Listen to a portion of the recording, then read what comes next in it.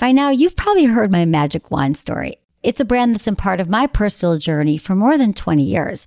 But no matter how many times I sing Magic Wand's praises, I'll never be able to fully capture the story of this incredible brand. Well, now journalist and author Kate Sloan just completed a limited audio series documenting the history and impact that Magic Wand has created over the last 56 years. It's called Making Magic.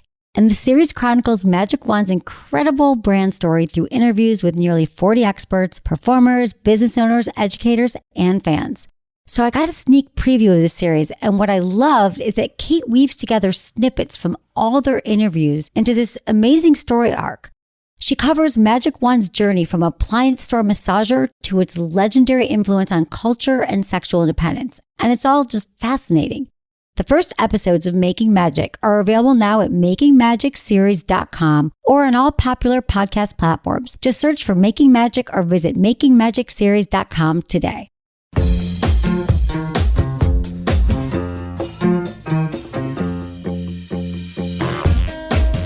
If you're a perfectionist and you always want things lined up in a row, just take a beat and give yourself permission to make mistakes this year. Remember, we don't always get things right away. We're always so hard on ourselves. Look into his eyes. They're the eyes of a man obsessed by sex. Eyes that mock our sacred institutions. Bedroom eyes, they call them in a bygone day. You're listening to Sex with Emily. I'm Dr. Emily, and I'm here to help you prioritize your pleasure and liberate the conversation around sex.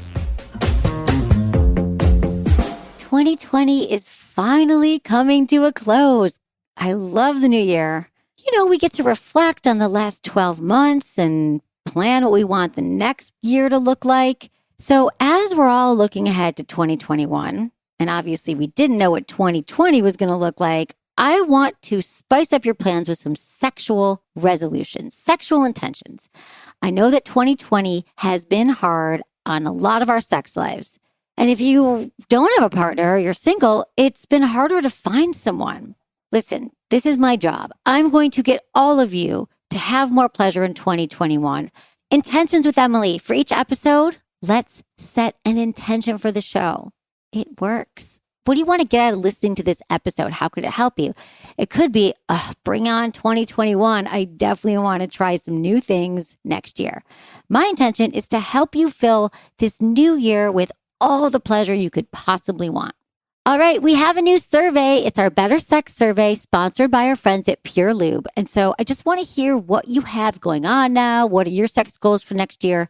It really helps if you fill it out. It just takes a few minutes, and we're also going to give out a few big prizes. Go to sexwithemily.com/survey and do it. It's fun. A lot of you have told me you actually enjoyed the survey because it got you thinking about your own life.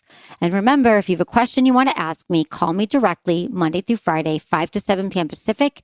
Talk to me every weekday. I can help you figure out the next step to your relationship goals. The number, 888-947-8277. That's 888-947-8277. All right, enjoy the show. Okay, you guys, what did we see in 2020? What were the sex trends this year? Well, I can tell you they're a lot different than what was predicted in 2019. From what I saw, there's a lot more doomsterbating. So I'm also here with my producers, Colin and Ovi. That was just one of my favorite terms, doomsterbaiting, which essentially means you're sitting around, you pull out your phone and you are scrolling the news or you're on something and you're just kind of feeling blah. And then next thing you know, you look down, your hands are in your pants and you're masturbating. So doomsterbaiting. Such a sad trend. It is. What's the opposite of doom? Let's make it joyful baiting soon or something. Yeah. The other thing we saw was online dating in quarantine. The apps just blew up. So many more people were dating online and they're using video. They're FaceTiming, which I've always been a fan of. I think we're all saving a lot more time racing across town, doing your hair and makeup and getting ready. This is actually talking to women. We take a lot of time to get ready for these things. You'd get across town, you'd see someone and you'd show up at the date and you'd be like, all right, I know this isn't my person. So I believe when you bring in a video component, it's another way to vet somebody. Totally. So Did you guys go on any video dates this year? I did one. I was going to, and then I canceled, and the guy got mad at me. And then I ghosted him. So no. That sounds like not a successful video date.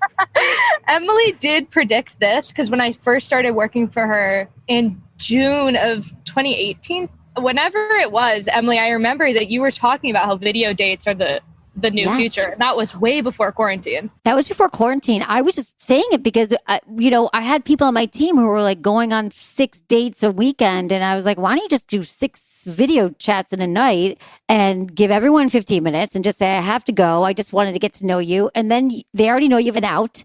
You could screen like 6 people like I do when I'm interviewing new team members. So, Right. And now everyone's doing it because that was a big thing. Like I remember telling someone, I was like, just tell the person who's texting you only, can we hop on a video? So then, you can make a plan. So yeah, I did predict it. I did not predict the pandemic though, but. That's so much better anyway. You don't want a first date to last more than an hour tops. No. No. In fact, I'm glad you brought that up because I remember last year I did a show, or maybe it was this year because they all blend. And I was talking about how there was some kind of tip that said after 45 minutes, you should set your alarm on a first date and you should know by then, if you really check in with yourself, whether or not you want a second date. And either way, you should just get up and go because first off, leave them wanting more. But more importantly, we know because you stay longer, you might start to talk yourself into it. You might start to get drunk, whatever you might do. And I remember I tried it at the time. I think this was last January because I remember the date. And I set my alarm. He's like, what is that? And then I told the guy, I was like, you know what? I said, so this has actually been a great date. And I think I ended up staying longer. And it ended up being, I actually liked the guy. I went out with him for maybe a month until I didn't. But we should know. Trust your gut. My intention for 2021 is to start dating like Emily. Which part of it? All of it. Yes. I'm gonna copy you. Do it, girl. I got you all. Something else we saw this year, it was the year of breakups, which is no surprise. When the pandemic happened, I was thinking people are going to get divorced. People are going to break up. We didn't know, but I assumed if you weren't in a great place in your relationship, it's going to be really hard to dig yourself out when you are stuck at home with your partner.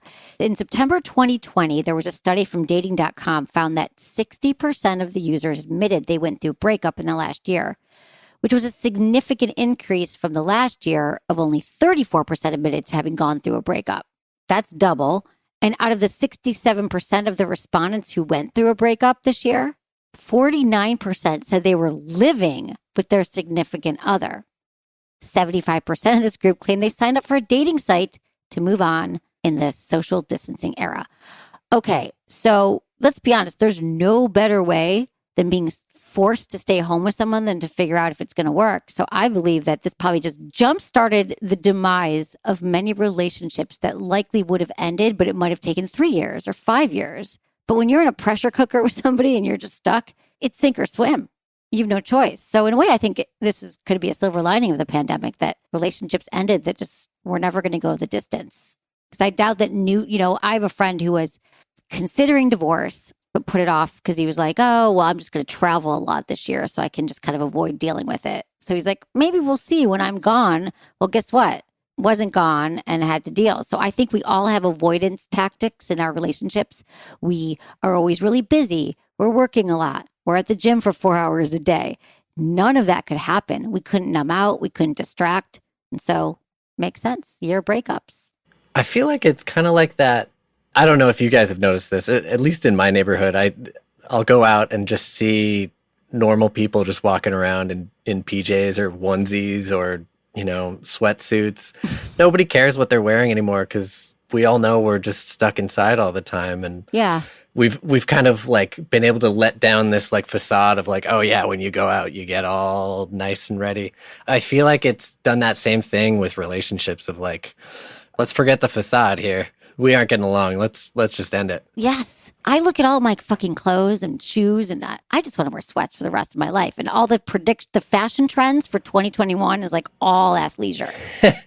Like it's not going anywhere, which is kind of a thrill. And no bras. But you know what I'm realizing? We're going to get into the predictions for 2021 and all these breakups. People are going to want to get into relationships now. Be a lot of single people. My first prediction for 2021, courtship is the new black. I do think that we are slowing down. Like I said, we're using video. Dating apps are going to be huge. And we're going to be more comfortable. It's going to become standard that you get to know somebody first. I also think that there's going to be more long distance relationships because the dating apps during quarantine lifted restrictions on geography. So if you're swiping on an app, you might get someone in another county, another country, another state, because people are just sort of, it's all virtual anyway. So I think we will be finding more long distance relationships, which I think is great because that means that people can use these Bluetooth toys. I wonder about dating too. Is this going to push us into like a new chivalry? Right. And the gender roles though too. So chivalry, we think about men, in a heterosexual relationship, right? The guy pays, the guy does this, but maybe the chivalry won't just be about the masculine or men. Right. Because someone's going to have to take the initiative, right? I don't know. What do you think? Do you want to ask me out? I don't know. Should I ask you out? I mean, that's just not hot or interesting. But maybe women, what I hope to see is more vulva owners are going to step up and ask people out, maybe take the initiative. We're going to see. Let me know what you think. I'd love to know what you guys think too. Let's see. More open relationships. There has been a trend in the last few years of people opening up, choosing alternative forms of relationships, not just sticking with monogamy. And I think we're seeing more resources for that now and a little bit more acceptance. Now, what I hope we see also is the rise of ethical porn, meaning porn that's made ethically by, actors who consented to all the acts. It's more diverse, different genders. You're going to see everything. More variety in porn content is what I hope. I also think there'll be more audio erotica. I'm loving all of these audio erotica apps, like Anne Jane is a great one. And also Quinn, tryquinn.com. They're going to have an app coming out soon, but I don't know. I just love to listen to something, to listen to some erotica, someone talking. So hopefully we'll see more of that. I bet I can totally see that trend going up. Megan, my wife, and I are getting so tired of watching stuff. We'll turn something on and we're both like on our phones within like 5 minutes or just in the other room or distracted or whatever. Like we don't have an attention span for it anymore. And I could totally see audio erotica filling in that gap. It's like playing in the background, even, with a partner or with masturbation. All right, should we talk about doing the dishes? Yeah. Or like driving to work. We have to get our brain on board with sex. This is the thing. If you find yourself with low libido or you're not turned on, sometimes we need a little bit of fuel. And if that's audio erotica or staring at the melons in the market, whatever inspire you, like look for inspiration around you because it doesn't just hit you over the head. You're not just like, oh, now I'm turned on. Especially for women, we see that. Don't go anywhere. We've got so much more to talk about after this break.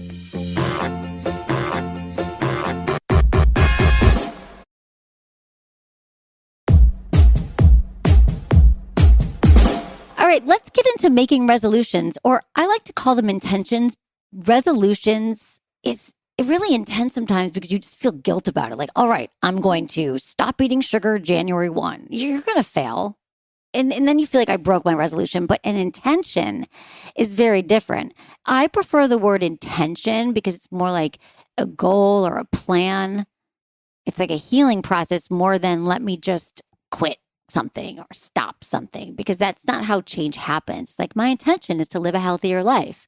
And as a result of that, I'm going to exercise more. I'm going to do all these things. It just gives you a little bit more permission to make a plan that you want to carry out. And like your goal or your purpose could be your intention. And it's something that you are intending to do, whether you pull it off or not.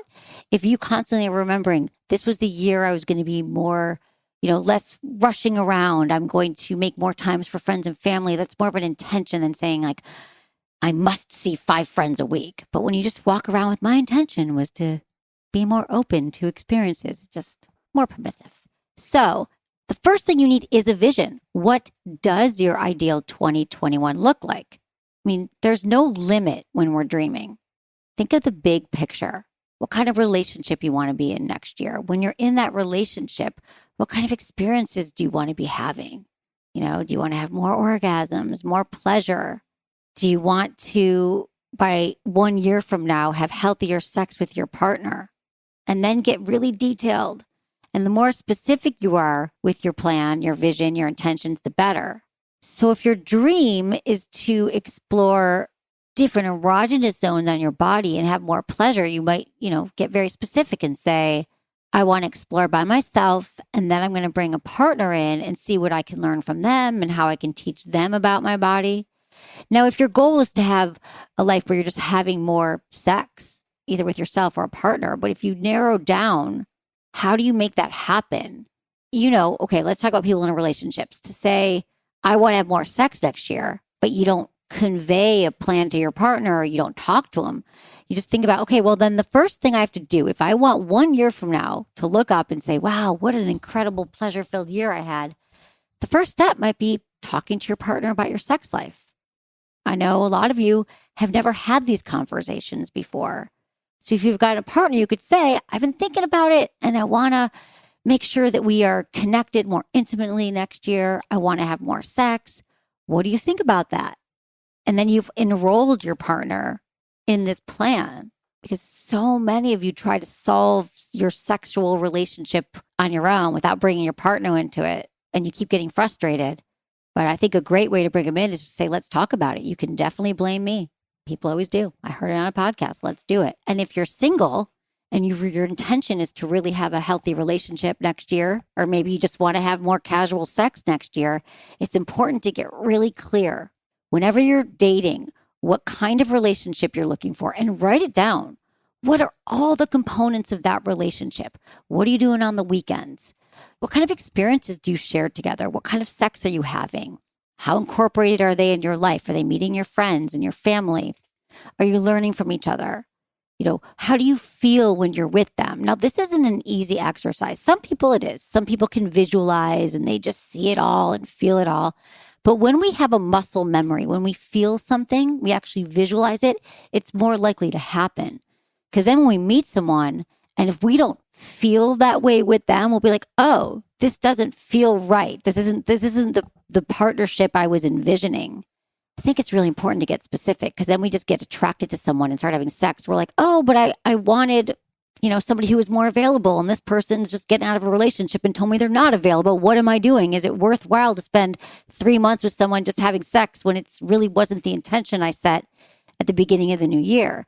And the great part about writing this down is that you can keep referring back to it and making sure you're on track. Now, if you're thinking about focusing more on your own sex life, as a single person, and even if you're in a relationship, you can still focus on your own pleasure. You could think like, how's your self-love practice going? Are you masturbating often? Or, are you present with yourself when you're masturbating? Do you just disassociate? Do you zone out? Do you get distracted? Are you doomsterbating? Are you just hitting it and quitting it? Or do you really take the time? Do you say, like, once a month or once a week, I'm going to do some mindful masturbation? I'm going to slow down and actually work towards my goal of discovering new erogenous zones. Are you thinking that porn has become a problem? For some people it is, some people it isn't. But then you can start the practice of masturbating without porn. Just trying it. You probably used to do that. And then think about your relationship with yourself just besides masturbation. Are you having a loving relationship with yourself? Are you being kind? How's the negative self-talk? Are you really making time for yourself? Are you always helping other people? A lot of us are caretakers. That's how we feel joy. We think. We forget to look at, like, I've been giving so much to others that I haven't filled up my own cup. Emily, I had my first experience with this in a long time last night. Tell me. We got done with the show and I was just super exhausted. This has been, we're all just working so hard towards the end of the year. Grueling. And I took a bath and it was so good. I just sat in the tub and just had completely 100% me time for like 2 hours. And I came out and I was just a totally different person.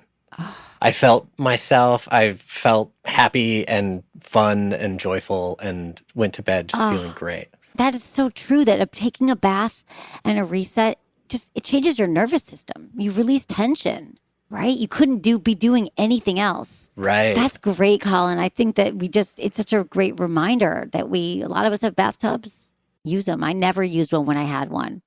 And now I have a steam shower that I just started using more during quarantine, and it's my time. So what is your time going to be? Think about it now. When do you feel the most relaxed? Do more of that. Pencil that stuff in. Put that in your calendar. And then you can start thinking about your relationship. You know, when you're having sex, are you getting your needs met? Are you having orgasms? Does your partner?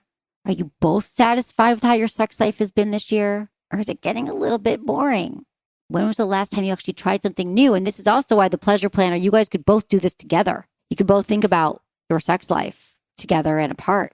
How's your communication in the bedroom? Are you communicating about your needs? Are you comfortable asking for what you want? Are you checking in with each other? If you're single or you're looking for a partner, has it been harder for you to meet people? Do you keep dating problematic people? Have you been in toxic relationships? We've got a ton of podcasts on that. You know, maybe it's time to work on yourself so you can be ready to date. I'm a huge fan of taking time out in between relationships to do that self-discovery and exploration. You know, ask questions to yourself. You'll have answers. It's really cool. And you could even write them out and say, what do I want? A few things to keep in mind. Perfectionism. If you're a perfectionist and you always want things lined up in a row, just take a beat and give yourself permission to make mistakes this year. Remember, we don't always get things right away. We're always so hard on ourselves. So making intentions for the new year will really help you live a life you want to live. And I don't want you walking around with another thing to beat yourself up for, which is why I like intentions, because you can keep going back to them and am I on track? And then it's okay if you fall off. Listen, no one changes overnight. I don't know where we get that notion that if we aren't great at something right away, we should stop. I mean, you should go back and listen to my podcast 15 years ago, even 10 years ago. I mean, I'm hard on myself when I go back and listen, but things that you want to do that you care about, whether it's having a really healthy relationship with your partner, a healthy sexual relationship with yourself, or doing great in your job, all these things take work. So if you get criticized or you fall down, it's not how many times you fall down. It's how quickly you get back up and you keep trying. And I think accountability is really big when setting your intentions. So do this with a partner, do this with a friend. You can both, sit down and fill this out in the new year. And then you have someone rooting for you and someone you can go check in with. It was a really good year. And I just want to thank all of my listeners because first off, without you trusting myself and the Sex with Emily team and being open and vulnerable with your stories and being brave and listening and downloading and reviewing the show and all the things that you do to help us keep this show available to you and make a great show just wouldn't be possible without you. And I'm so grateful that I got to celebrate 15 years of this. And I wish you all so much love and a happy 2021. And thank you to Colin and Ovi for all your hard work this year. It's been a good one. I agree. We did it. We did it. We did it. All right. Don't go anywhere. There's more Sex with Emily coming right up.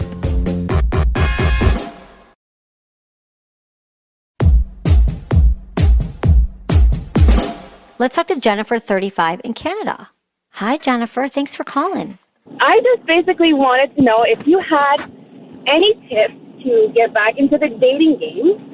I've been single for about 3 years now. Got out of an 11-year relationship, which I believe it was toxic. I was just in it to be in a relationship, if you will. And then I decided, you know what, I got to take care of myself. This relationship isn't working. So we kind of decided to call it quits, go our separate ways. And I was just trying to figure out how to get back into the dating game, especially since recently I've discovered, if you will, being on a couple of Facebook groups and just discussing with other people that I am demisexual. So yeah. I need to have an established connection with somebody in order to be able to hop in the sack with them. Yeah, like an emotional connection. Have to be a romantic connection. I just need to connect with that person on some sort of level. Like, even if they're freaking hot, my plumbing is not going to work. I need to connect with somebody. So yeah, It's like a sapiosexual too, and after like the 11 brain. years being in that relationship, I'm like, I downloaded Tinder, I downloaded Plenty of Fish, I downloaded all these stuff, and you know what? It's like, no, it's not doing it for me. First off, I'm really glad that you are looking at the apps because that's, the way it goes right now. But could you start to have conversation? Like, how do you know that you haven't met somebody? Because then just explain to people there's something called a demisexual, which means that, you really want to have an emotional connection, a real connection with someone before you have sex with them. Another one is sapiosexual. You want to have an intellectual conversation, your partner's use of words and language really turns you on. And it's all sort of the same thing. Like our brain is the most powerful sex organ. So that makes sense, Jennifer. I'm exactly the same way. If you're hot or whatever, I need to have that connection. So I understand that, Jennifer. So how do we go about, because a lot of people aren't going to lead with their heart on their sleeve. They're not going to lead with vulnerability and emotion. And so what we got to look at is how do you find somebody where you can sort of turn the conversation towards something that would be a turn on to you. And sometimes it's asking challenging questions or asking revealing questions. So have you met anybody in the last 3 years? When I was going through the breakup, I basically made a friend on Facebook. We sort of connected on the fact that I was going through a breakup. He was going through a breakup. I was just talking about that, just supporting each other in that sense. And once we actually finally broke up, my ex and I was looking for a place to live. He had a house, so I'm basically rooming with him. So I'm living with my best friend that I connected, on Facebook during that time. We did hook up a couple of times, but, I asked him, like, you know what, maybe we can just, like, have this sort of platonic friends with benefits type thing. And he's like, you know what? I didn't expect to like you as a friend as much as I did. And to be honest, pussy ruins friendship. So I don't want to go down that road with you. Okay. So how do you feel about that? Maybe that's how, and you're living together. To me, that sounds like a good plan. Well, I mean, right? I love living with this guy. I mean, he's everything. He gets me for me. He doesn't say, well, you know what, just why are you doing this? That's stupid. No, he's like, well, you're doing that? All right, fine. You do you. And, it's like he just lets me be me and just gives me my own space, I guess. Well, that's good. So do you want to, so you're clear then. You're saying you're cool with not dating him. Yeah. Well, Okay. I mean, I don't want to date him. I would like to bang him every once in a while, if that makes sense, just to scratch the itch, if you know what I mean. But, like, since I already have an established connection with that guy, but I would like to find a relationship. You know what I mean? Yeah, and exactly. I have these people that I'm talking to. We're talking, and the conversation always switches to a sexual conversation, which I have no problem with that. I'm very open discussing. But it's right away they send the dick pic, and that's like, total turn off for me. Wow. Well, what if you controlled the conversation and you started asking questions that could elicit some of this more vulnerability? Because I know people say, oh, the apps are all about sex, everyone wants sex, but not if you don't allow it to go there. I just think it's about you controlling the conversation, Okay. Letting people know that, and let me tell you another thing right now that's happening, Jennifer, especially during COVID the last 9 months, is that many people are having video date, the video chat. They're setting it up, and they're doing that, and they're not doing anything until they look at them and they have a real conversation, or they set up a date where they're each having a glass of wine on either end of the screen, and they're having real conversations. I mean, you're 35 years old. I would think that you'd be meeting people who are a little bit more serious, because I don't think it's all about sex. Well, I hope not. I mean, it's great that it's all about sex once you're in a relationship, but not to start off the relationship. You don't want it to be based on that, You got to have that good connection sexually, of course, but you also have to have that emotional connection. You have to have the same values, the same outlook on life, in my opinion, anyways. Yes, you're right. You should. So why don't you find out about their values? Find out what they're into, what makes them happy, what do they prioritize, what are they looking for? I don't think it's too soon to ask about those things. What are their favorite ways to spend a Saturday? What's their dream vacation? You could just say, I'm looking for a relationship. I'm looking for a committed relationship with someone right now. What are you looking for? I'm not looking for casual sex. You could even say demisexual, need to know who you are before we sleep together. Need to get my heart racing, before we, what I'm saying? And then you get to control the conversation. But I do believe you'll find this person, and I think it's okay. I think it's totally okay for you to get what you need. I think that some guys just default. They still think that women want a dick pic, but I haven't heard any of that lately. I think most people I know want a more of an intimate connection. I get that the guys are proud of it, and they should be, but, like, don't show it off the first second, you know? No one's sitting around right now, or women that I know, saying, I wish I got a dick pic tonight. That would be awesome. Right? Unless it's asked for by somebody they know and that they trust. We want a consenting dick pic, but not just a dick pic in the wild. Exactly. Like, I didn't expect this dick pic. Yeah. So I would just say it'll happen, but know that it will. The clearer you get on what the values are that are important to you, then you can guide that conversation and just vet people. Excellent. But you will, like, figure out who they are and not telling yourself that everyone's going to make it sexual, because I don't think that's true. Some people will, but not all of them. You'll find someone who's actually interested in you and what you have to say and sharing who they are.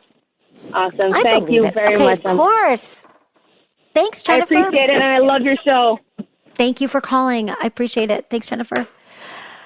All right, we have not done rapid fire questions in a while, and this is when I answer. So a lot of you send me questions at our Instagram, which is Sex with Emily. Everything's Sex with Emily. And I can't get to all of them, and I want to. So I'm just going to answer these questions rapid fire, as many as I can, to help you get all the information you need and get your questions answered. So let's do it. Rapid fire with Dr. Emily. All right. 26 male virgin. I feel self-conscious about a small fetish I've developed. Well, let me tell you this. If you're a virgin and you have a fetish, even more importantly, to practice excellent communication with anyone you're with. Make sure you're a partner that you feel safe with and that you feel comfortable with, and communicate all your desires, your needs. And remember, you don't want to be pressured into sex at all. All right. We have someone from Instagram. What if sex hurts from a woman? If sex hurts, listen, 80% of women experience pain during sex at some point in their life. That is true. But just because you have pain doesn't mean you have to live with it. So it might be pelvic floor problem. There is a great book by Heather Jeffcoat called Sex Without Pain. We've done a bunch of podcasts with her. It's important for you to get it checked out if sex hurts. There could be a lot of reasons for it, but you don't have to live that way. Okay, we've got, what do you use lube for and how do you use it? All right, lube on every nightstand. Use lube for every single kind of sex that you do, whether it's masturbation, a hand job, sex with yourself. Lube will help. You know, you're more likely to have orgasms when you use lube. Our wetness level is not something that you can predict, so use lube. And if you want to use it during intercourse, a few drops on your hand, put it on yourself, rub it on your partner, and get going. And remember, it's okay to reapply. That's how you use it. I heard I could use ice in the bedroom, not sure how to use it. Well, there's something called sensation play or temperature play. And when you play with ice in the bedroom, you could be, performing oral on your partner, put an ice cube in your mouth and, drag it down their partner's body. You could put a blindfold on them. They won't know what sensation's coming next. You could just use it in your mouth for a minute, like suck on the ice and then put it back in a bowl and have a cold mouth, or just use it to put over a partner. Any genitalia. Listen, we've got a lot of nerve endings on our body, and ice can feel great. New techniques for when going down on my girl. Any advice? The Kivin method. That's my quick one. The Kivin method. Go to my website, sexwithemily.com, search Kivin, Kivin. Since this is rapid fire, I can't explain it, but what I can tell you is that you cover more surface area doing this method on your partner. So that's it. It's a great technique. It is a game changer. What's the best vibrator? I can't. It's like asking me my best child, my favorite child. I can't do it, but again, I'm going to send you my website to check out, but we have a great gift guide too.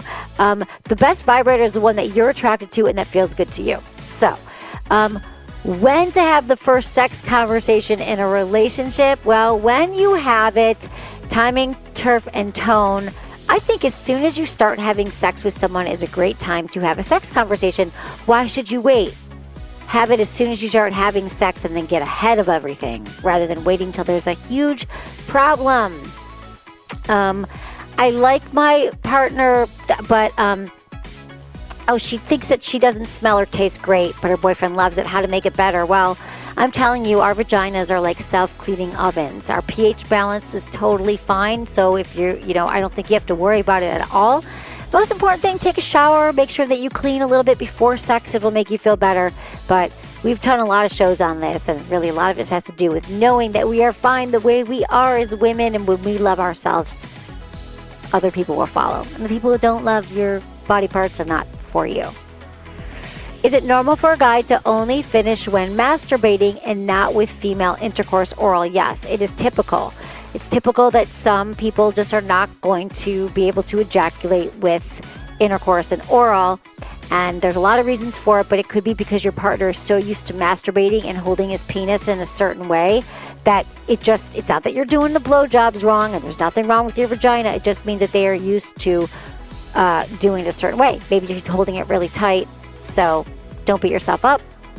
And how to navigate mismatched sex drives. Our sex drives are different. First, talk about it and make sure that you discuss it.